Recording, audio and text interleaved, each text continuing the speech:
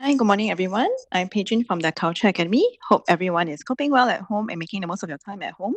This is the Culture Academy's first online edition of the In Conversation With series. So do try to bear with us as we try to make the experience as smooth as possible. Our In Conversation With series offers an open platform for the arts and culture professionals and administrators to come together to present any aspect of their work together with another professional from another field within or outside the sector. This allows for more interesting discussions and cross-pollination of ideas and sharing of best practices on issues that matter to the arts and culture sector. Today, we are very pleased to have with us Professor Bernard Tan, Emeritus Professor of Physics at the National University of Singapore, and Mr. Chng Hak-Peng, Chief Executive Officer of the Singapore Symphony Orchestra, to share with us their insights on this very interesting yet relevant topic during this difficult time. The sound of music, past, present, and future. This session will be moderated by Mr. Kenny Ting, Director of the Asian Civilizations Museum and Peranakan Museum, and he's also concurrently Group Director of Museums at the National Heritage Board. Today, we'll be using Pigeonhole for our Q&A session, so please have another internet-enabled device ready to access Pigeonhole for you to pose questions to the speakers during the Q&A. And you can also vote on any questions that interest you. If you have any burning questions throughout this presentation, please feel free to submit them. The questions with the highest number of votes will stand a better chance to be answered by the speakers. Please go to www.pigeonhole.at and key in the passcode CAICW2020, or you may wish to scan the QR code as shown on the screen here. Without further ado, may I now have the pleasure to invite Mr. Kenny Ting to introduce the speakers. Over to you, Kenny. Thank you. Thank you so much, Pei Jun. And thank you so much to the Culture Academy for having me here this morning. Good morning, everyone, or good day if you're joining us from beyond Singapore. Full disclosure, I am a lover of classical music. And one of the few things I do regularly if I'm not at the museum is attend Singapore Symphony Orchestra performances. So this is quite the treat that I'm able to moderate today's session with our two eminent speakers. Let me start by introducing them both, even though they may be no stranger to most of you. Professor Bernard Tan is currently the Emeritus Professor of Physics at the National University of Singapore. He is a member of the Singapore Symphony Orchestra Council and was chairman of the Musicians Guild, the Singapore Youth Orchestra, the Orchestra of the Music Makers, and the Singapore Arts Festival Steering Committee. He has served on the boards of the Singapore Symphonia Company and the Esplanade. He's also a composer. His guitar concerto was premiered in 2013 by the SSO with Kevin Lowe, and his cello concerto was premiered in 2016 by the Brettle Heights Symphony Orchestra with Noella Yen. Mr. Chng Hak-Peng is the Chief Executive Officer of the Singapore Symphony Group. Hak-Peng's involvement with the orchestra began 11 years ago as a volunteer, contributing to a number of key strategic projects for the symphony group's management and musicians. This led to his being appointed deputy chairman of its board, where he focused on strategic and organizational reviews, highlights of which included leading a team that integrated the Singapore National Youth Orchestra into the company. He enjoyed playing in school orchestras and wind bands, as well as singing in choirs. Music of any genre and Chinese history are his two loves. So let me just provide a quick overview of what is going to take place today. We are here to discuss the development of classical music in Singapore, historically till today, as well as to share our thoughts on how classical music shall develop in the future, given the appearance of COVID-19. So the conversation proper will probably take around 45 to 50 minutes, and after which I will open the floor up to an open Q&A from the audience. But as Pei-Jun mentioned, at any point, if you have any burning questions to pose to the speakers, please do just key them into Pigeonhole, and to spice up the conversation, I will then bring up these questions at an appropriate moment. So If there are no questions, let me pose our two speakers my first question. For those of us who are interested in the classical music scene, it's very interesting to have an insider's view of how the local scene has developed historically over the past few decades. So I'm wondering if, for a start, our speakers could share their thoughts and personal experience as to how classical music has grown over the years in Singapore to the present. Perhaps I could ask Prof. Tan to begin. Can you hear me? Yes, perfectly. Okay. I will start now. Okay, I'm seated somewhere else. Okay. I have 10 minutes.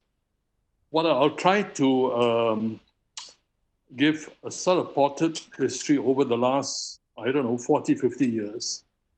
As you guys know, I'm an old guy, which is probably the reason I've been delegated to do the past, because I am the past in that sense, Now, I'm not going to give you my date of birth, but suffice it to say that when I was in school, even as a primary school boy and secondary school boy in the 50s, mind you, I was already quite interested in classical music. Like hundreds, if not thousands, of Singaporeans, I took piano lessons, not too willingly, but I was interested in concert going. So certainly in my early secondary years, I went to concerts by myself, actually. I think from the age of 12 or 13, I was going by myself. Now, those of you who wonder what concert life was like in the 50s, actually there was a pretty vibrant concert life, mainly because of the British forces' presence in Singapore. So there was a large British forces population, including civilians. And of course, many of them were interested in classical music. So in the 50s and the 60s, there was quite a good concert life. There were local artists, but one of the major reasons why we had a good concert life was that Singapore was on the airline route between the UK and Australia. And of course, planes at the time flying from the UK to Australia couldn't make it in one go. So they stopped at Singapore. So invariably, we had lots of international artists stopping in Singapore and giving a concert or two while they were here. I mean, to name one or two, I can name the violinist Rogero Ricci, who I remember very clearly played the Mendelssohn Violin Concerto in the old Victoria Memorial Hall. Okay. Now, I was searching for concert programs. I kept all my concert programs, I mean, most of them. But unfortunately, I couldn't find anything from the 50s and the 60s. Maybe I didn't dig deep enough. So I've unearthed a few concert programs just to give the flavor of what concert life was like. And the earliest concert program I can unearth comes from the 70s. 1977, here is a concert by the American pianist Susan Starr. This is a solo recital, of course. But she later on went on to play with the SS. So she was a big name at that time, actually. Another one, many of you will recognize, of course, our very own Xiao Yitkin, 1977. Just a note about Yitkin. Yitkin, of course, was one of the earliest Singaporeans to go abroad for piano studies, but not the very earliest, because I can remember the two Singaporeans who left Singapore earliest to go for piano were, of course, Lee Kam Tat and Yu Chun Yi. And of course, both of them concertized quite a lot when they came back. So here by 77, what actually happened is that in the 60s and 70s, the British presence was winding down. So we suffered in the sense that there were fewer concerts because, in a sense, the local activity shrank. I just want to go back to the other program and show you that if you look carefully at the concert presenters, you find two important institutions: the Singapore Musical Society, the main purveyor of concerts at the time, and the Young Musician Society, which is very much, I think, an MOE institution. I should also mention another institution, the Singapore Chamber Ensemble, founded by the late Mr. Paul Vishwanathan, who also was one of the main concert promoters at that time. So there was a rich concert life, not only in classical music, but also in things like, now this is not an early program, but I just wanted to show it because it has the name of a group which I am not even very sure whether they're still alive. The Scene Shifters. I don't know whether, Kenny, you've ever heard of them. But if we're talking about Broadway musicals and Rodgers and Hammerstein and that sort of thing, they were the ones to do it. So the Scene Shifters really brought the whole spectrum of Broadway musicals, Rodgers and Hammerstein, and all of that in the, I think maybe even in the late 50s, the 60s, and the 70s. And they were done by, that was a YMCA group, actually. So concert life was quite vibrant in the sense that there were amateur groups, Scene Shifters, the Musical Society. You know, the Musical Society, which I think, if I'm not mistaken, is still around with us today, used to have student concessions, and I could get a seat in the old Victoria Memorial Hall on the back, you know, where the choir is, for the princely sum of $1. But I had to go, by the way, $1 in the 50s is not a small sum of money, it's a big sum. So I had to go to Robinson's, which still exists, where there was a ticket selling counter, and I would show my membership card, and you were allowed to do so many concerts, so you had to record and all that sort of thing. So for $1, I could attend a concert. I could attend with Gerald Ritchie and all that for just $1. Well, times have changed, of course. Now, let me fast forward. Just before the SO came on the scene, there were attempts to form a national orchestra, of course. And pre-SSO, I think I should mention one of them, and that was the National Theatre Trust, forming an orchestra called the, oh my goodness, National Theatre Trust Orchestra, where the first attempt to form a national orchestra, the Singapore National Orchestra, where the late Mr. Leong Yun Pin, my dear friend, was a resident conductor, and Shalom Ronde Ricklis, an Israeli conductor who had a lot to do in Singapore, was the chief guest conductor. That was something like the early 70s. Then in 77, an interesting event occurred. An amateur orchestra called the Singapore Philharmonic Orchestra. Some of you of my age group will remember this. It was formed in 77 for the first Festival of Arts and lasted about a year. And it was conducted by a flamboyant Japanese conductor, Yoshino Osawa. I think, Kenny, you're too young to remember all this, right? Okay. And they existed until the SSO was formed in 1978. I was looking for my old inaugural SSO programs, but unfortunately, all I could find were earlier programs. This is one of them. This is a concert in 79. And the first SSO concert, I have to mention the person who was the force behind this. Our first Deputy Prime Minister and Minister for Finance, Dr. Goh Keng Swee, of course, was the driving force. And I was very fortunate, not because I was talented, but I happened to be around to be involved in starting up the SSO. Started in 77, 78. In 78, we actually inaugurated the company. And then the first concert was January 79, actually. So I think, of course, I am biased, but to me, the formation of the SSO is probably the most important event in the whole spectrum of the history of Singapore music. Let me show you another concert program. This the Eastman Wind Ensemble, the greatest wind orchestra in the world, okay, from the Eastman School of Music, Rochester, USA.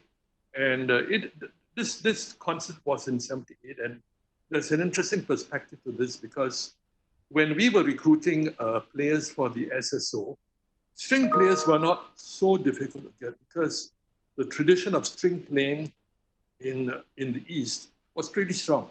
But the tradition of wind playing was not so strong. So getting wind players for the SSO was difficult. We did have one Singaporean wind player, the horn, French horn player, an excellent Singapore Police Force band member, Mahabat Aris. But that was about it. We also had the late Patricia Goer, the bassoonist, etc. But at the time where we were recruiting for the SSO, the Eastman Wind Ensemble came along in '78. And my dear friend from the US Embassy, the late Tom Spooner, who unfortunately didn't see the opening of the SSO because he was reposted back somewhere, he arranged for us to audition virtually the entire Eastman Wind Ensemble. And out of that lot, I would say almost the entire wind section was from I would not totally, but almost all of them were from the Eastman Wind Ensemble. So that's an interesting part of the whole history. And of course, unfortunately, I don't think any of them stayed beyond about 4 or 5 years.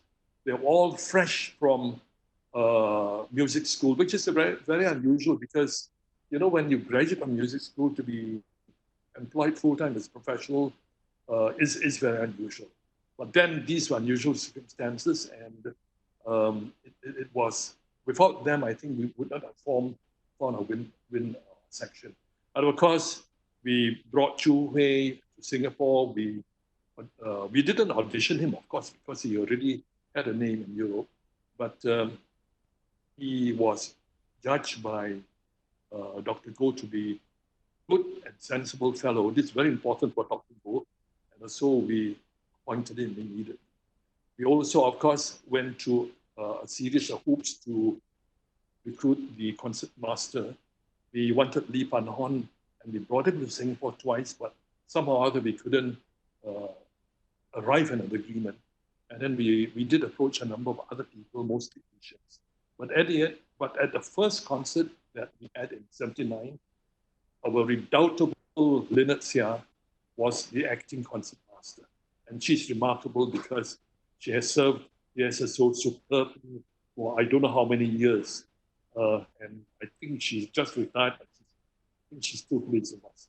Okay, I think we'll hand over to Hak-Peng for this.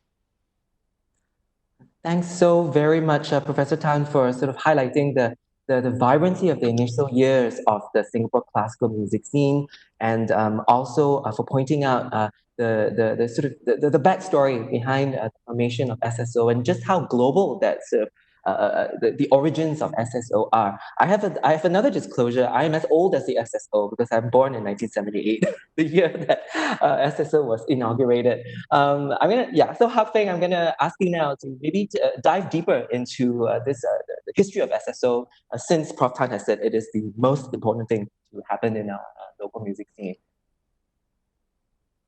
Thanks very much, Kenny. I think it's very difficult to outdo or supplement anything that Prof. Tan says, because he really is the history of music, and the sound of music past all resides with him. In fact, I've sat down with him a number of times, including when I was first appointed, to get an understanding of the history of this scene in Singapore, because I was not so familiar with it before. What I wanted to do was to offer a picture that is slightly outside of what the SSO exists in, and the space and environment and ecosystem. So I will talk everybody through a one slide picture. If we can move to the first slide. The next slide, please. So if we look at the timeline, I think one of the things that Prof. Tan said, and he said it might be because he's biased, which maybe is true, is that one of the biggest milestones was the development of the SSO and starting of our first concert in 1979. I think that's true, and we're very happy to have celebrated our 40th anniversary last year. However, I think that it is not possible for an orchestra to single-handedly contribute to and develop the scene of classical music in Singapore. You need a lot of input and you need a lot of output when it comes to designing a system. And I think one of the important things about a system is where in the context does the venue lie, and also where are the pipeline of musicians into the orchestra, and also the pipeline of audience into the orchestra.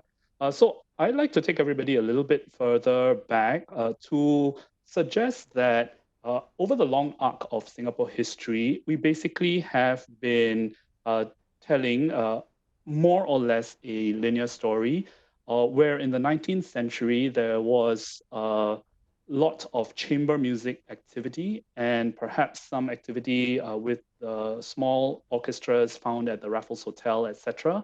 For anyone interested in the 1800s, the seminal work of Mr. Pan Min Yen, called Music and Empire, gives you a great illustration of that period and leading all the way up to the 50s and 60s. If we start in the 1900s, though, I think that one of the milestones that tells quite a lot about where the ecosystem sits in Singapore was the opening of the Victoria Memorial Hall. Now, all of you are probably going to think that the opening of the Memorial Hall, I'm going to make the point that this became the home of the SSO, and therefore it was a critical part of the history. However, if you look at the historical evidence, the opening of the Victoria Memorial Hall was in fact considered a detriment to the music scene in Singapore.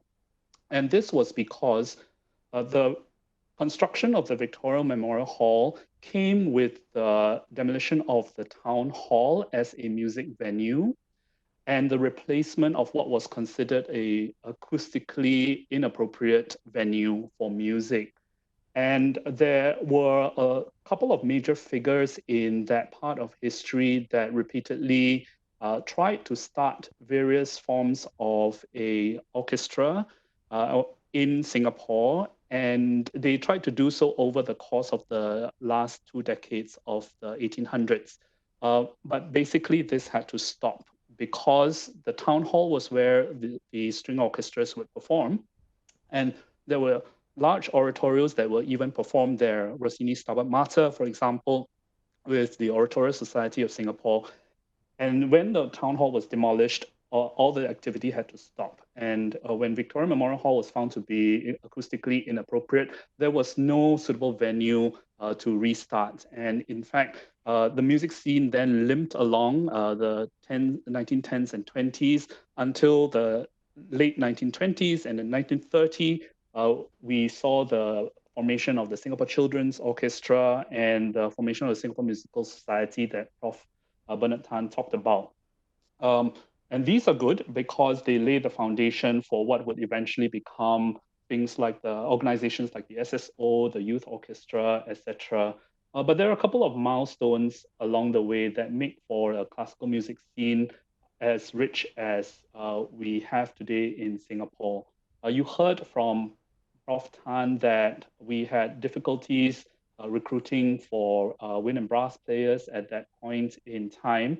You will see a blue diamond on this slide in the 1960s, and I think many people do not remember this as being a very important part of the development of the music scene. And this was when Mr. Lee Kuan Yew and Dr. Goh Keng Swee set up the school band programs in the primary and secondary schools, brass bands at first, and then progressing on to wind bands, and making some 100 students in almost every school in Singapore learn a wind instrument and play together in an ensemble has been quite a big contributor to the development of a very vibrant brass and wind playing scene here now today, and also a very vibrant audience. And we know this at the SSO because when we perform works that have remarkable wind and brass parts, we know that a slightly different crowd comes to attend these concerts. And then we have 1979 and 1980 being when the SSO started. In terms of venue, we began our first concerts for the first year at the Singapore Conference Hall, while the Victoria Memorial Hall was being renovated to become the Victoria Concert Hall, inaugurated in 1980, of which we were supposed to celebrate the 40th anniversary this year, but I think our celebration plans have to be put on hold because of the pandemic. We have in the mid 1980s another step that was quite important in developing the finesse of the understanding of music and the performance of music here. And that was the starting of the music elective programs in school. And it has grown over the years. And it was a very important part in deepening the understanding of the music art form among students who had this inclination. It was also at this time that we took over from the Ministry of Education in the 80s, the administering of the Associated Board of Royal Schools of Music examinations. And there was a lot of people who were taking piano and violin in the past. And since then, with the development of new syllabi in the UK, we have managed to expand that to include wind and brass instruments, singing, and jazz music, and now musical theatre, to sort of mirror the growth of the music scene here. The triangle in blue was the formation of the Singapore Chinese Orchestra, and I think it was also a very important milestone in the music scene here, because what it represented, in a different way from how the SSO was formed, it represented strengthening through centralization of the different Chinese orchestra experiences here. And the history of Chinese orchestras is a lot younger in the history of music than Western orchestras. It was because the music formed in Chinese where they observed the sitting arrangement and the sound quality of a large ensemble like a Western orchestra, that made sense for them, that they combined different Chinese folk instruments into making of the Chinese orchestra. And the establishment of the SCO here, I think, anchored that in Singapore. The fourth item that I think was seminal was the opening of the world-class concert hall at the Esplanade in 2002. And I think this was, I know, controversial, but I think it was one of extreme foresight to be able to then use this venue as a center for the production of different kinds of performances, both classical music and also traditional art forms, and even jazz and modern pop and musical theatre. So with the reopening of VTVCH in 2015, I think it kind of rounded out the availability of performance spaces. And we have probably 4 very good classical music performance spaces acoustically in Singapore now. 3 are in the center of town at the Esplanade, VTVCH, and SOTA. And then 1 is at the Conservatory of Music, which is the one of the big and most recent milestones, I think, that with the development of the Yong Siew Toh Conservatory of Music, as well as at the diploma level, the NAFA Academy of Fine Arts Department of Music, I think these also help to spread the development of a scene of people who can play, perform, appreciate music in different ways. So that would be my take on the past, being one that it is not the story of one organization alone, but really an ecosystem of different parts that play their role in the growth of the scene here. Thanks so very much, Hak-Peng, for reminding us that it takes an ecosystem to ensure that there is a rich and thriving music scene. I think for me, one of the most surprising things you said was just how pivotal the school band programs were as a milestone in this development in terms of building not just audiences, but also future talent for the scene. So you did say that at present we have a very rich classical music scene, and I want to sort of dive deeper into that subsequently when we talk about the development of the scene from now to the future. But for now, I thought I wanted to get to the ground to ask you both about the impact of COVID-19. Of course, this has impacted all sectors, but we haven't quite heard so much some of the real challenges that you faced on the ground in the classical music scene. So maybe let me start by asking Hak-Peng to share your own sort of professional and personal challenges and angst these past few months as yourself and SSO have tried to cope with the challenges.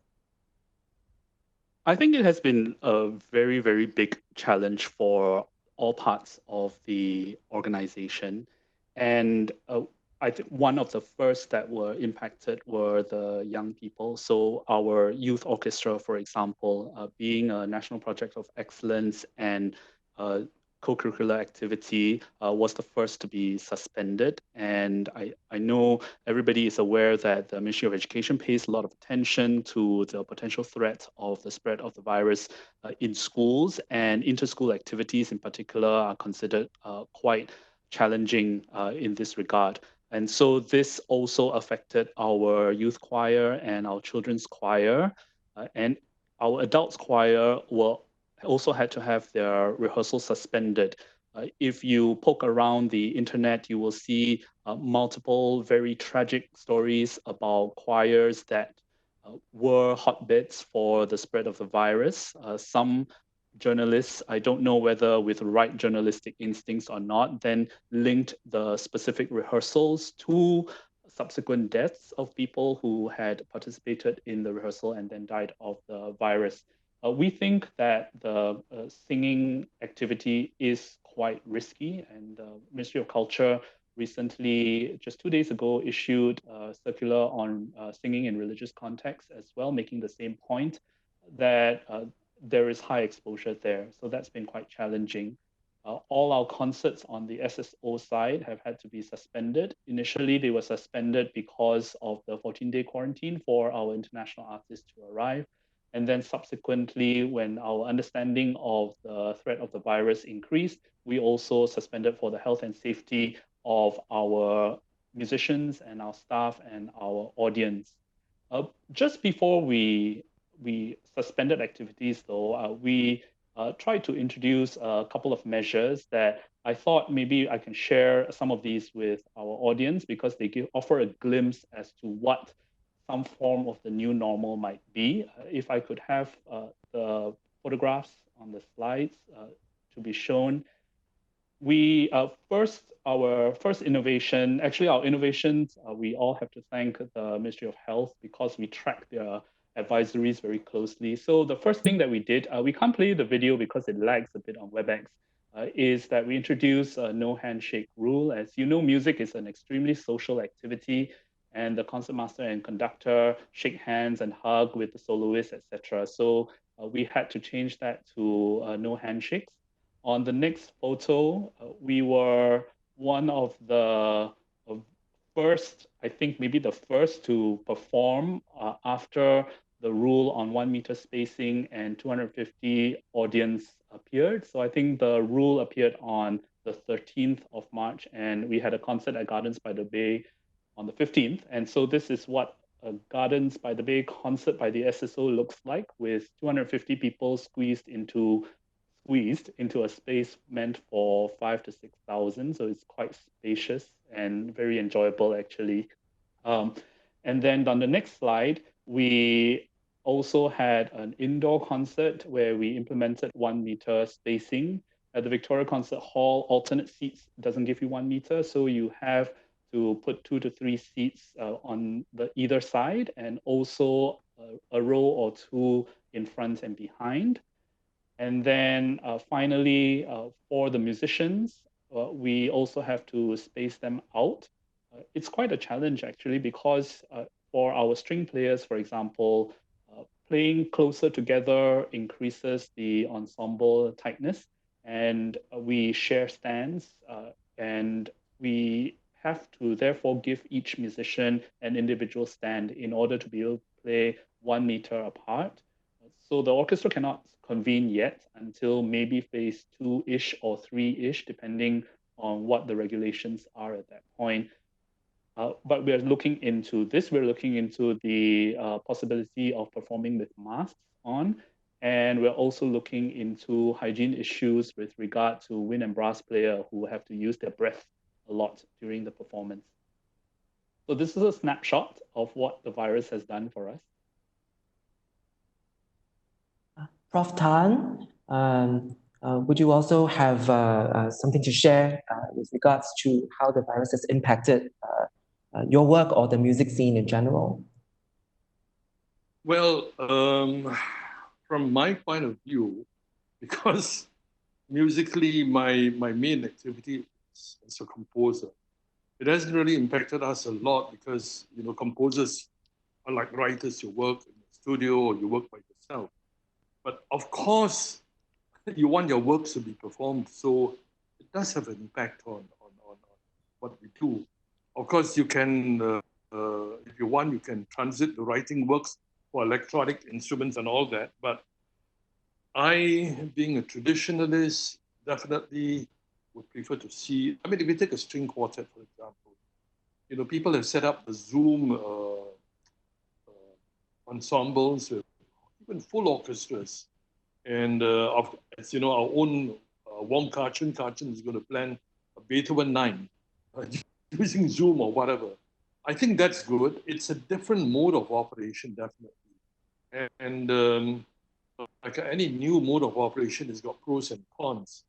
The greatest pro is the fact that you can have your ensemble composed of people from anywhere around the world. But of course, the greatest con is the fact that there's no, like all other online interactions, there's no face-to-face contact. But nevertheless, I think I really hope that some form of personal performance with a personal audience can resume. Because if I take, say, a string quartet, for example, sure, you can have the two violins and a viola and a cello playing in their homes, and we can synchronize them quite well. But if you take a string quartet, like any other musical ensemble, the interaction is very personal. There are things that cannot be quantified, things like gestures, the look, you know, the ambience and all that affects the sound. Of course, at the end of the day, the only thing that really matters in music is the sound. But the things that can affect the sound are important as well. So an online string quartet will find it very difficult to have the same sort of mutual synchronicity. For example, you can have an online string quartet playing to a click track, but click track is no good for classical music.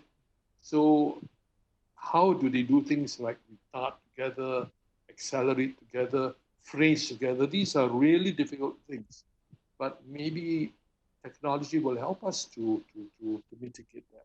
It's very difficult because electronics, if it's within Singapore, may be possible. Electronic signals travel at the speed of light, go fast as it is. The speed of light, the speed of electromagnetic waves, will still take a fraction of a second to reach the other side of the world. So string quartet with 4 players in different continents will find it very hard to play together, very difficult. This is something that many people are trying to crack their heads on. And if they can solve this, it will be wonderful. Prof. Dan, you've taken us very, very conveniently into the next part of our conversation, which is thoughts about the future. And you expressed a few challenges for music looking ahead. I wonder also if you can talk more about some opportunities. For example, you mentioned the global nature of going on Zoom. I also want to throw in another question from the ground, since this also relates to opportunities. There is a question here from the audience that goes like this. Since classical music developed in the 50s and 60s when Singapore was struggling and developing as an independent nation, do you expect a resurgence of interest in the arts in the midst of the pandemic? So again, Prof. Tan, any thoughts on opportunities, new opportunities and new demand in the midst of the crisis? Okay, this gives me a chance to point out that, and I think Hak-Peng, you have alluded to it, that with the SSO in 79, of course, it was a resurgence. There was a resurgence. But I think it's not escaped the notice of many people that in the last 10 years in particular, the standards of musical performance in Singapore have improved immeasurably, not only in classical music, but in almost all other genres, pop, rock, jazz, what have you, to the point where I can take any good ensemble in Singapore and present them internationally in some other city in Europe or US, and they will do a good job. Okay? Now, I think mainly because music performance and music appreciation in Singapore is at such a high level. The COVID-19 crisis, of course, has dampened the performance part of it, but certainly has not dampened the interest in classical music. And I expect to see this further enhanced, because I'm very heartened by a lot of developments in classical music in the last 5 to 10 years. And I see that young people are sort of very keen on it now.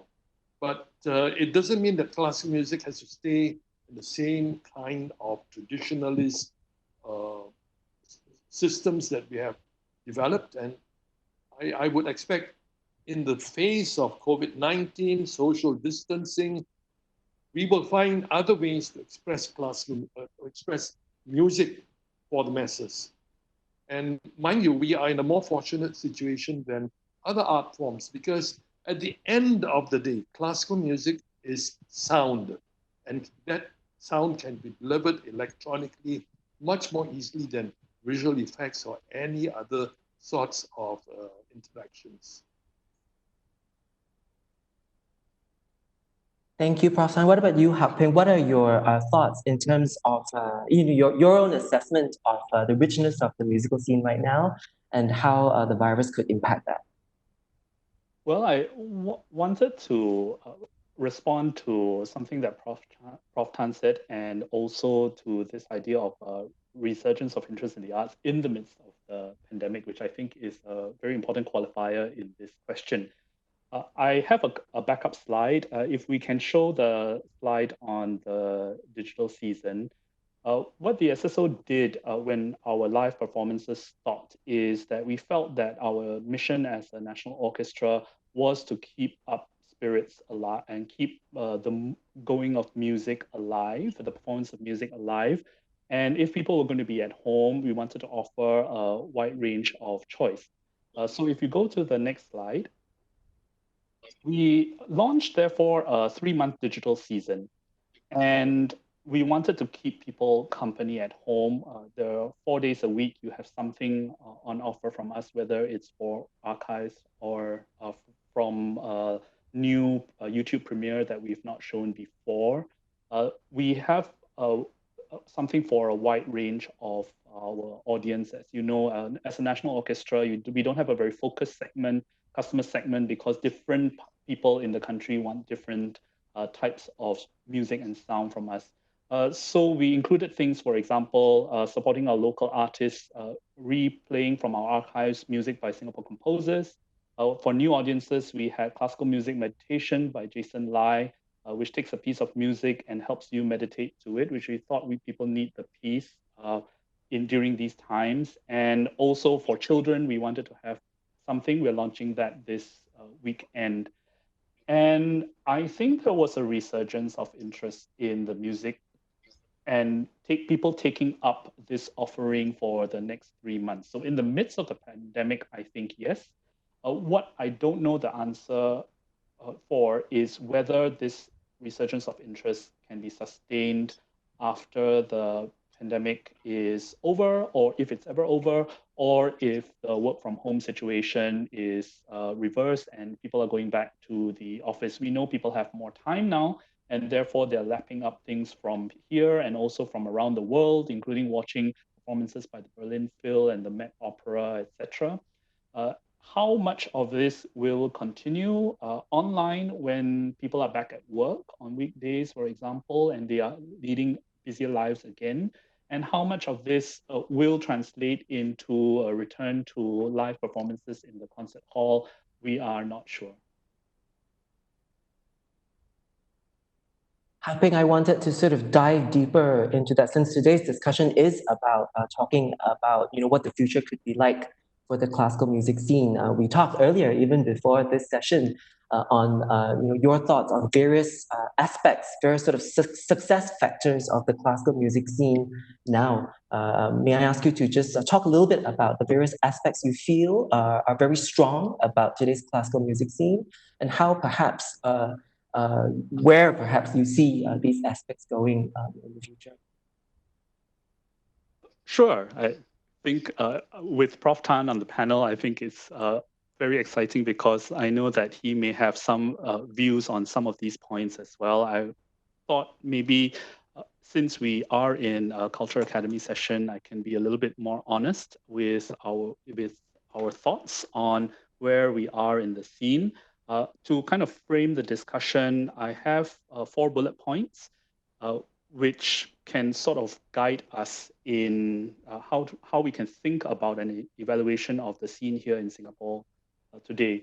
So the first is we can think about the education pathways, and for this I think that we have enriched the education pathways that are available for people who are interested in music. And this means that if you wanted to become a performer, then you have one set of paths you can choose through the conservatory or NAFA, or go overseas.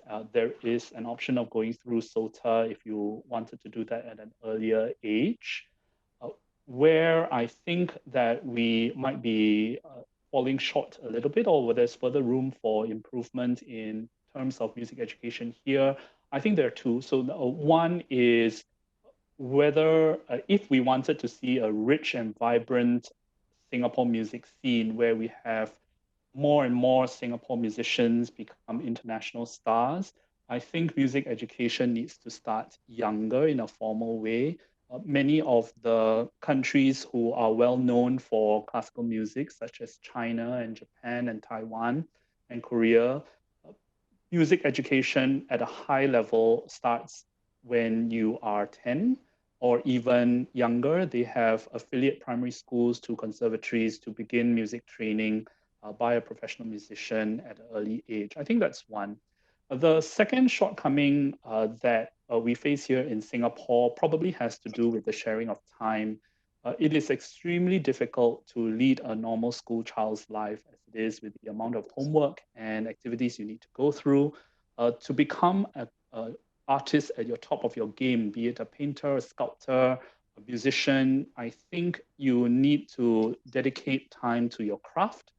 And if your time is also spread out to do social service and academic work and preparing for examinations, for example, then it becomes more challenging to devote enough time to honing your craft. I think so. That's my thoughts on education pathways. The second point on artistic creation, I think that you can think about the richness of classical music scene, not just by the availability of performances, but also by the availability of the creation of art. And by that, I think that we can look, for example, at the composer scene, composition scene here in Singapore. When Leong Yu Pin started, his first great work for me was Giocoso Largamente, and it was written in 1979, same year the SSO started. The second work that he wrote, and he's very well known for, is the Overture to Dayang Sampan, written in 1980 after the SSO was formed.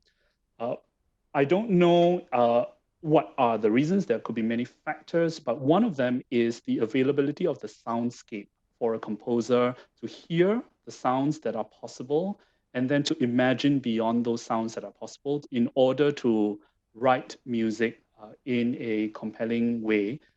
With the development of the composition programs, both at NAFA School of Music and also at Yong Siew Toh Conservatory, I think we have seen a further richness in terms of the growth of our young composers today.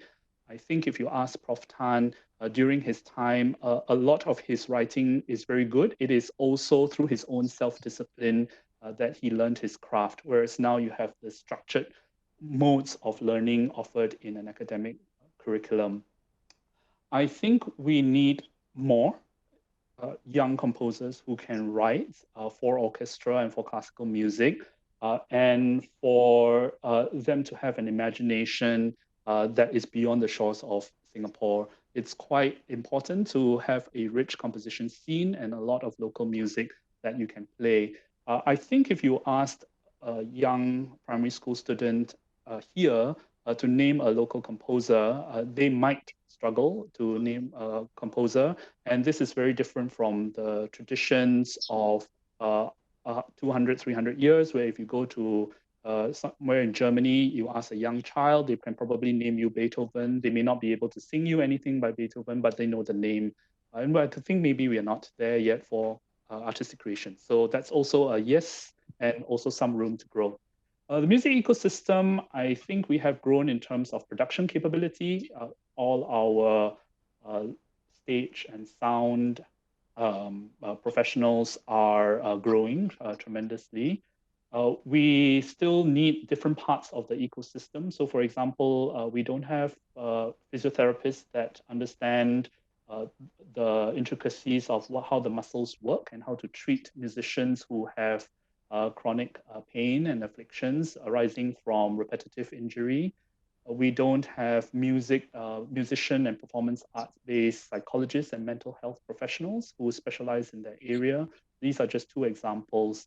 Not to mention whether our musical instrument maintenance industry is large enough. And then finally, I think community embeddedness is an area that I think we've grown quite a lot.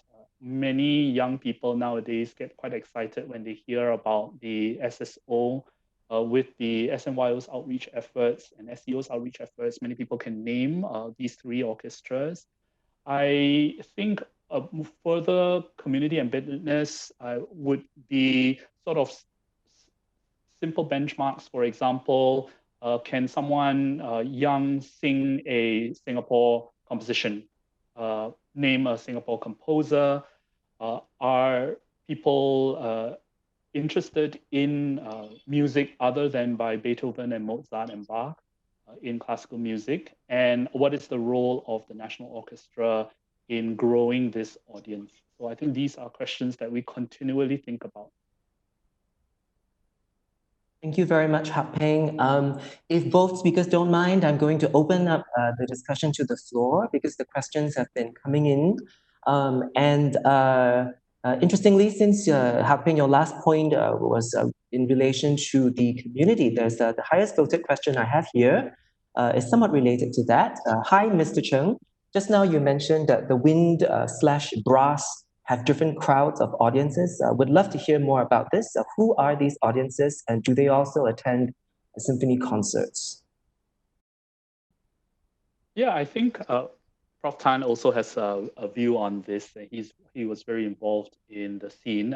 For us, there are certain works that hold a lot of interest among brass and wind players. So, for example, Mahler in his symphony has written a lot of brass chorale work that are very well known. We can also see it from the concerti that we perform with wind and brass players. The audiences are slightly different. We can see those that we can recognize. We recognize them from the bands, school band scene. We interact also with the Band Directors Association. So we know when many of the members show up, we know it's one that is of interest.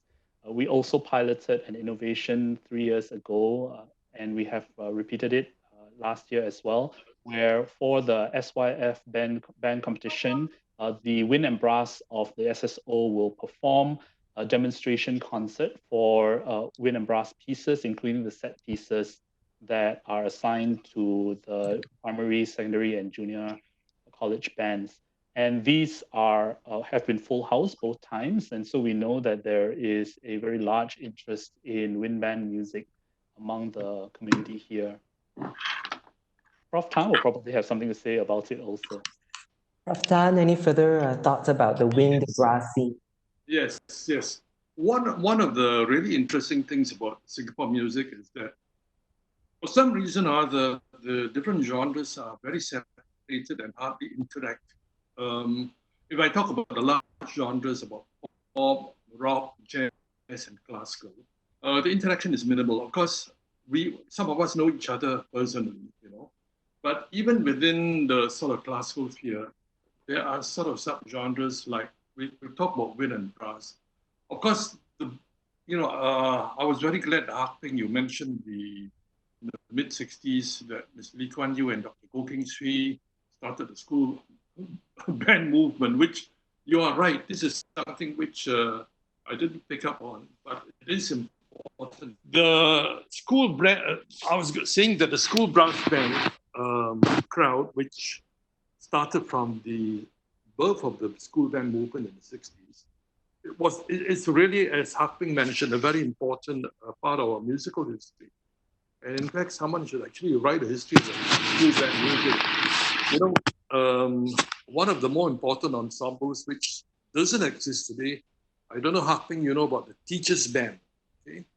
The teachers' band was composed of all of the instrumental teachers who are running the school bands. And it was a very important group of people. And one of the conductors of the teachers' band was a person I've mentioned before, Rondry Rickles, an Israeli conductor, who went on to conduct the youth orchestra and the SSO. But I digress a bit. Now, so you're right in saying that the school band movement, brass and wind move, embodied in, I think there are 3 semi-professional groups in Singapore, are very important, but they stand quite separate apart from the rest of the musical scene. There is another group of performers in choirs. The choir movement in Singapore today is very, very strong. I'm sure you agree with me on that. And the choral movement in Singapore was also sort of rescued from oblivion by an event in the 70s, about the time of the SSO starting. And I have to give credit to someone who was who I'm proud to say was a good friend of mine, the late Senior Minister of State for Education, Tay Soon. He actually was responsible for something in the 70s and 80s called the Choral Excellence Program. Now, the choral movement in Singapore resides in 2 areas. One, in the churches, and among the Chinese-speaking community. There's a very strong choral movement exemplified by the Lee Hao Choral Society, Harold's Choral Society, and all those other societies. Now, that movement was in danger of dying in the 80s and the 90s. But I think Tay Soon, through the Choral Excellence Program, not only rescued it, but today the vibrant choral scene that they have in Singapore is mainly due to that. But then again, like the school and brassman movement, the people in the choral movement, they sort of stand apart from other people. Of course, there are a lot of overlap. So one of the things I think in Singapore, which would be good to do, and I think Hak-Peng you're doing through your sort of wind and brass accentuated concerts, is to try to bring all these different groups who sort of exist in different universes together and overlap and interact as much as possible. And not to mention that this has been done by not the SSO, the SCO, who have brought jazz people together, classical people. I would love to see a concert where you have a heavy metal band playing with the SSO. I'm sure there's a work for that somewhere, you know. But you know, heavy metal music is closer to classical music than it is to jazz. Because heavy metal music is very structured. And in a sense, listening to it, I feel the spirit is closer to classical than the jazz. Jazz's spirit is closer to the Baroque, especially in terms of improvisation.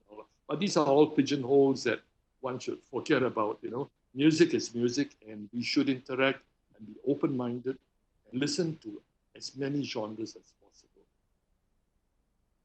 Here, here. From Tan, we did a heavy metal concert last year with Rachel Pine. You play in it. Prof. Tan, you killed two birds with one stone with your sharing just now, because there was also a question about choral singing, and so you've also addressed that. Now there's a couple of questions that are linked. One which is the highest voted and is very important. So I'm going to just take these two questions that were about digital, and there's sort of one on top of each other. So the first is, how big an audience did this digital season attract for Hak-Peng? And then for both, what are your thoughts about the possibilities of pay-for-view digital concerts and even purchasing of live concert tickets when government allows concerts to be staged at the concert hall? Very important question about future business models. If we could go to the larger question. I'll take the one that's on the screen now. Okay, you take that first. Yeah. Yeah, and we had an audience at last count, which was about a week ago, an audience of about 140,000 for the concerts that we have put on since the beginning of the circuit breaker, which we count as our digital season. And this is across multiple platforms. We only earn ad income, and it's very little. Off of YouTube, and then the rest of the platforms are free. And we are looking at a paid per view model. I think the Esplanade just experimented with it over the weekend, and we're studying that and seeing how we can replicate it when our official season starts, since I don't think audiences can come back so soon. If I could then, I'll just read out the other question again. This is the highest voted one right now, and that could be flashed on the screen. What are your thoughts about the possibilities of pay-per-view digital concerts and even purchasing of live concert tickets when government allows concerts to be staged at the concert hall? If I could sort of paraphrase it and ask what both speakers' thoughts are with regards to future business models for classical music or future financial sustainability in space. Sure, I can go first. And so we are looking at the pay-per-view model, as I mentioned, and purchasing of live concert tickets. I have no doubt that we will come back to it one day. It's just that we don't know when. And I think the reason for my belief in that is that the live music experience is still quite different from recorded sound. So when you are listening to recorded sound, actually, humankind, we have listened to recorded sound, and it's been available for many, many decades. And it's never yet replaced live concerts until this pandemic and because of the virus. So we think that there will be a possibility to return to the concert hall one day, a few months from now. Yeah, so I think business model is answered in that question in the sense that I think that we will have to go into a double mode. So there will be live concerts, and then there will be digital concerts as well, whether live stream or otherwise, and whether paid or otherwise. Thanks so much, Hak-Peng. You've actually answered a few questions that have been posed related to digital in future programming, as well as what could happen once the concert halls are reopened. Prof. Tan was wondering if you had any question, any sort of comments in relation to future business models. Yes, I was actually, of course, like Hak-Peng.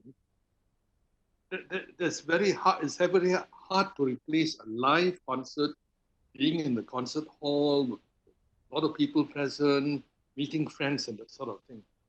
But I was also wondering, now that we've got live streaming, could we have a situation where you would allow people to purchase concert tickets for live streaming for a very small fee? And in fact, you could grade your fee according to the bandwidth. If you want just sound, you pay a certain sum of money. If you want visual, you pay more. And then there are guys with fantastic listening rooms. There are a lot of people who listen to classical music in Singapore with fantastic concert sound systems who never go to concerts. I mean, they have their own reasons for doing so. But we have never done a poll on this, but the number of people I suspect who listen to classical music only in their fantastic $50,000 sound rooms and video systems, I think it's quite large. Now, supposing you give these guys a season ticket, you can stream the entire concert and you can see it on a big screen with a 5-channel sound system.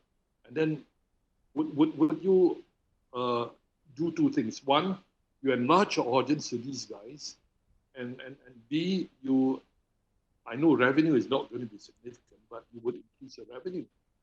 So maybe there could be a hybrid way of doing things. And the amount you pay is concomitant with how much bandwidth you want. So I have a slightly, perhaps a slightly difficult question in response to that. So I'm one of those people who actually listens to classical music over Spotify. What kinds of challenges do you think platforms like Spotify would pose? No, Spotify is fine. I think the problem with Spotify is not only classical music, but the point is it's a tremendous loss of revenue for pop musicians, because in the past, okay, let's go back long ago. You bought a top 10 single. It was a 45-inch EP. Okay, so what happened was that in the old days, artists got money up front when you purchased the recording. Then came the advent of digital music. What happened was that you could go to iTunes and purchase a CD, and it was probably cheaper, and there's no physical CD. But what Spotify does is this: payment is only per listen. And the amount of revenue going to the artist is minuscule. It really is minuscule. Even if it was the same as purchasing an album, it will take months, if not years, to match that sort of revenue. So what Spotify has done, it's very good for the listener. I'm sorry to say it's very bad for the performer. So, when we listen to music, like many other people, we think that everything should be free, you see? So we think that music, what is music? It's just something I listen over I can go to the department store, shopping mall, I hear music free of charge. So music becomes like air. It's something that should be provided free of charge. No thought as to who are the people making the music, producing it. Do they need to eat? Do they need to live?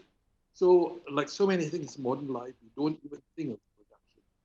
So I think I would ask listeners to spare a thought when you listen to music electronically. Spare a thought for the performer who has to make his or her living. But certainly, I think Spotify is good, but I think maybe they should increase the revenues. But people want things either for free or for very low cost, and it includes me, of course. I think I wanted to speak out for a certain segment of our audience, and that although I agree fully that it's the Spotify model and Apple Music model can be quite unfair for the performer, and for us, we are the ones who are supposed to be receiving some kind of royalty from the many discs that we have on Spotify, including the music conducted by Zhu Hui that everybody heard at the beginning of this webinar. One of the roles and core mission of the National Orchestra is about spreading the love of music and making that available to people regardless of their ability to afford. So we are not able to just focus on earning revenue from people who can afford the $50,000 sound systems at home, or for people who can afford a Spotify subscription. There are a large segment of the population that the SSO serves for whom $9.99 a month US dollars for a Spotify subscription is a portion and a percentage of their income, and for whom we don't feel we should force them to pay in order to enjoy the art form. So that's why we continue to provide some music for free. And in fact, our entire digital season for April to June, we made a conscious decision that it would be free for the people of Singapore. And then you will see our paid models in coming out in July for selected concerts. Thank you very much. I'm going back to the list of questions from the ground. Of course, the highest voted question at present goes as follows. We have been very conscious of the threats to live performances in recent months. Conversely, what new opportunities do both of you look forward to in the coming months? I'd like to combine this with two other questions. So if I could ask the speakers to perhaps talk about new opportunities with regards to local composers and performers. And secondly, with regards to the new kinds of networks or partnerships that could emerge in the music scene. I see silence from I will get the ball rolling then. I think that it being on the internet more now helps a lot in this innovation. And so what I'm seeing is a bit more cross-border type of interaction. And so we are in discussions right now about a cross-border production that will be digital, and hopefully audiences here will see it. I think there is also increased networks internationally. So there are three very major classical music conferences that take place in the month of May and June, and they are all online. And I've been participating with them, even though it's middle of the night here, because it offers you that opportunity without spending the time and the money to fly to a location in order to have the live interaction. So I found that I'm meeting more people and learning more about new happenings and new developments in other places, more than we would normally have if we were to use the old brick and mortar method.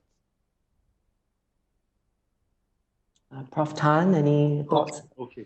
Well, my only thought really is that the fact that we've been forced to go online using the internet during this period is both a threat and an opportunity, of course. A threat because, we might see fewer live performances or greater restrictions on live performances.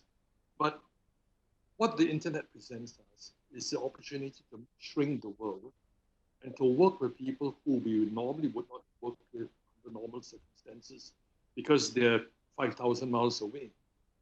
Actually, even pre-COVID-19, if you look at YouTube, I alluded earlier on to the fact that the standard of musical performance in Singapore has phenomenally improved over the last 10 years. And I have been still trying to find out what are the reasons for this. One of the reasons given to me is that the advent of YouTube has enabled local performances to sort of see how the counterparts overseas are doing, what is the standard of performance that we can try to aim for and achieve. And I thought about that is very true because formerly before the internet, you can only compare yourselves with other local performers. With YouTube, you compare yourselves with anyone in the world. So going beyond that, YouTube enables us to propagate our performances. We need another medium which will allow us, without any complicated technical setup, to perform with other people. If I'm a violinist, I want to perform with a pianist who is in London. I would need to set up Zoom and all that sort of thing. And of course, there are incipient difficulties which may stand in the way in the fact that having a simultaneous performance with two people in two places which are widely separated is technically very difficult because of the time lag. Many people are working on this problem. I'm not sure how we could overcome this. Of course, you can overcome this by recording separately, of course. But I see an opportunity for local performers to form alliances with performances of similar interests, those who are interested in certain sorts of music, certain genres, certain composers, certain instruments, to form groups. And this is really the greatest strength of the internet. For example, if I'm interested in a particular kind of, during this internet, I spend a lot of time, apart from writing music, in my other love, photography. So I spend a lot of time trying to photograph the birds in my garden. And lately, because of the article on wildflowers, I put on my Instagram all the wildflowers I could find around my road. Anyway, let's say you are a person who is interested in a particular bird. Let's say the yellow-vented bulbul. You want to talk about this bird for 24 hours, but no one in your neighborhood, you can find 3 people in Singapore interested in it. But the wonderful thing about the internet is you can find there might be in the whole world, maybe 1,000 people interested in this bird. And you can form a group and talk to your heart's content about this very restricted subject. So this is really very good for the arts and for music in particular, because in music, there are a lot of people who are interested in very specialized things, certain instruments. I want to play Baroque cello or whatever. I can't find anyone in Singapore, but I can find someone in the rest of the world. So this is really an opportunity that we should open and we should exploit, and we should develop the technology for this. On this point about different sort of specific music interests group, there's a couple of questions or feedback about different genres of music. First, I want to just address this feedback. It goes when titled "Past, Present, and Future. Why is the discourse of this conversation heavily weighted around classical music?" I just want to thank you for the feedback, and perhaps the title could have been a little more specific to classical music, but certainly I hope you find that our speakers today have also briefly touched upon other aspects of music, even heavy metal. The question that is being posed with regards to other forms of music is also the third highest voted. With respect to the classical music before 1960s, were there significant performances or regular attempts with other non-Western classical instruments? If the speakers are able to answer. Well, maybe I'll give it a different perspective. I have been asked many times, what was non-Western classical music like in Singapore? Well, my childhood in the 50s and the 60s, I can say that non-Western classical music was very vibrant. I'll give you just one example. Seventh Moon, Chinese opera performances. Unfortunately, sometime in the 90s, the opera performances sort of stopped. I was living in a place in town in Lavender Street. There was a patch of land behind my house. Every seventh moon, the whole month, an opera troupe would set up their stage and all that, and I could just watch from my house all of this. What I'm trying to say is that traditional Chinese music was very vibrant in the 50s and 60s, and probably very vibrant way before that, But Chinese opera performances became far and few between. You could see Teochew opera, Cantonese opera, Hokkien opera during the seventh month. In fact, out of the seventh month, you could see that also, no problem. And apart from opera, street music was much more prevalent in those days. You could see traveling Chinese troops playing small ensembles, going to coffee shop and playing for money with Hu and Chng and that sort of thing. And of course, when it came to Indian music and Malay music, there were many street performances as well. And I think my sort of musical heritage has been founded upon all of those childhood remembrances, really. Today, of course, everything is sanitized. You can't hear anything in the street. You might be arrested for playing an erhu, I don't know. but it was much more vibrant before the 60s, definitely. Hak-Peng, would you like to add anything? Or So specifically to this question, I don't know any specific performances or to name them, but there was a very interesting discourse in the history of music in Singapore that is related to this idea of non-Western uh, instruments, which was the performance by Asian or local musicians of classical music. I think for a long time, especially in the 1800s and up to the 1930s and 40s, a lot of the performances were by the colonial population here in Singapore. And there was regular discussion in the media and also among the music lovers about when there might be a time when an Asian performer will take the stage for these kinds of performances. So that would be one area that I think if members of the audience are interested in this idea, there's some literature, especially at the NLB, where you can look into this. Also for the topic about non-classical music and the past, present, and future, I think both Prof. Tan and I are quite happy to speak about them. So if there are specific questions about any genre, subgenre of music, we'd be happy to answer them. okay, I actually we're actually running out of time, so I thought I would pose a question from the ground that is on a more personal note to both of you, and it's this one. On a more personal note, I'd love to know, firstly, which instruments both of you play. Secondly, one important musical influence. And thirdly, a new musical discovery that you found surprising and refreshing. And hold that thought for Hak-Peng specifically. I'd also want to, there's this other question about how the SSO musicians are coping during the circuit breaker. How do they stay inspired and connected to music? So let's end off the session today with some of your more personal thoughts. Okay, so I can go first and hear the wise words of Prof. Tan as the closing. So the SSO musicians are just coming back from their official leave, and you will see on our Facebook channel and Instagram a number of videos that they have been up to while they were away. We have one dedication video to the healthcare workers in Singapore, and also messages from the musicians about how much they miss the audience. And then musically, you will see a couple of solo videos where they've tried to play either on their own or play duets with themselves using a particular app called Acapella.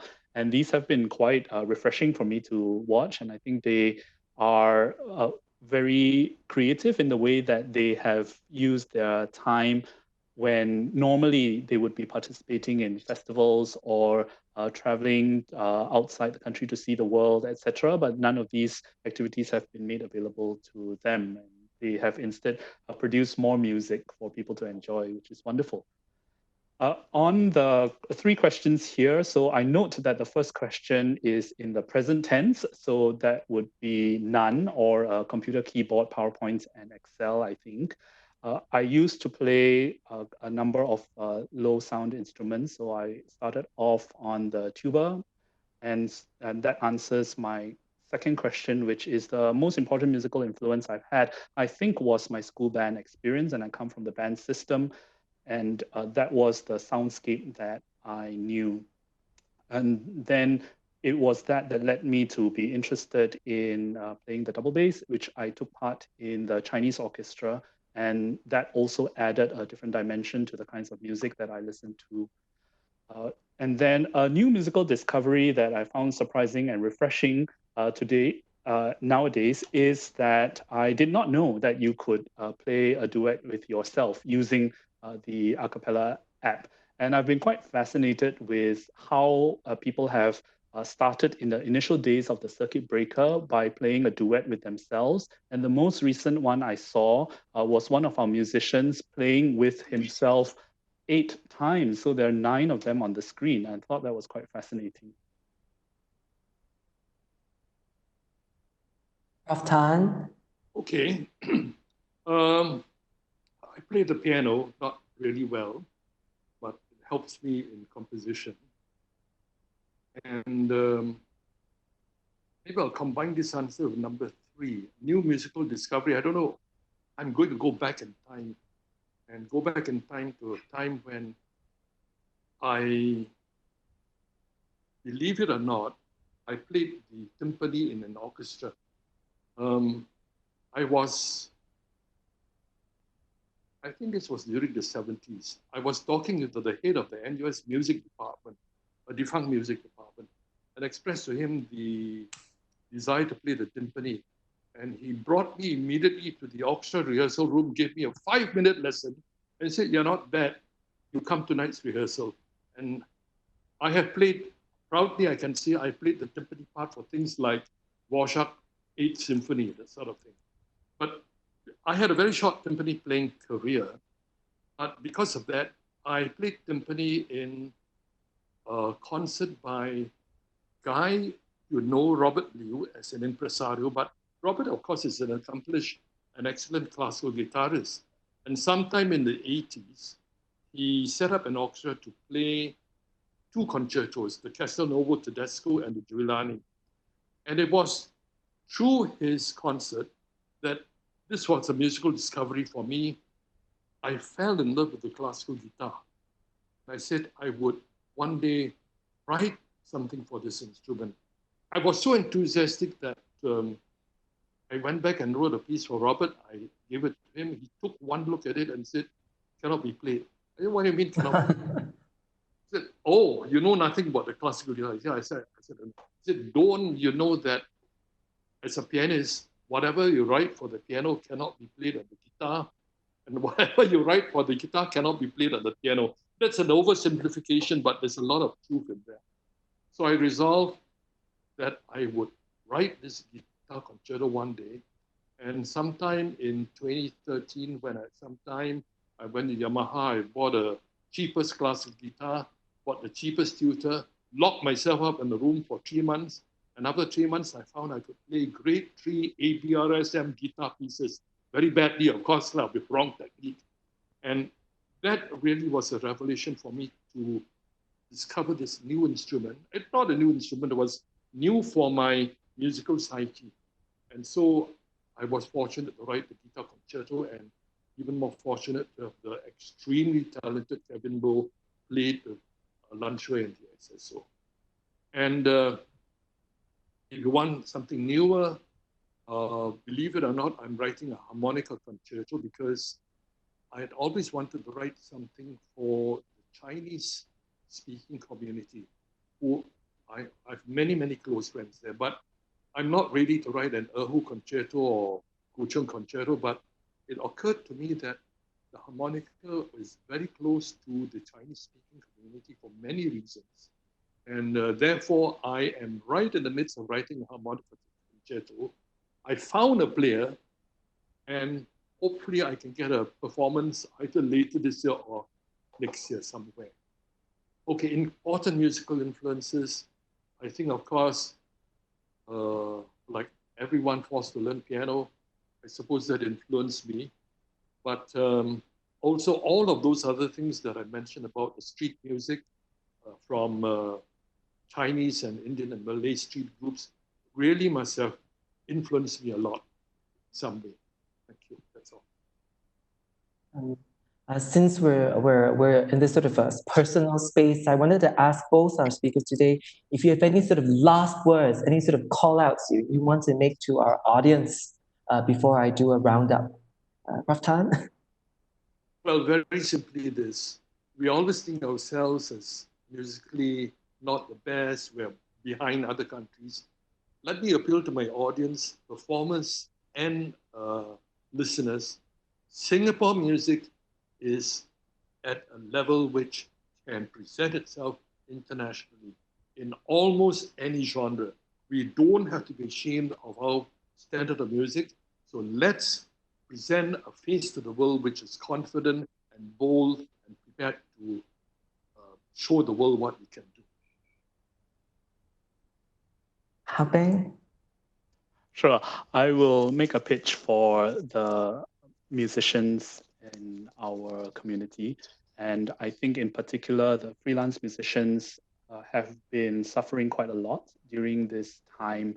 So I would like to appeal to the audience of this webinar to support your local arts groups. And you can do so even if it is not through a donation. You can do so in a number of ways. So if you know of a local artist who has music on Spotify, for example, and you're a subscriber, please listen to it as background music. Even the 0.002 cents helps somehow.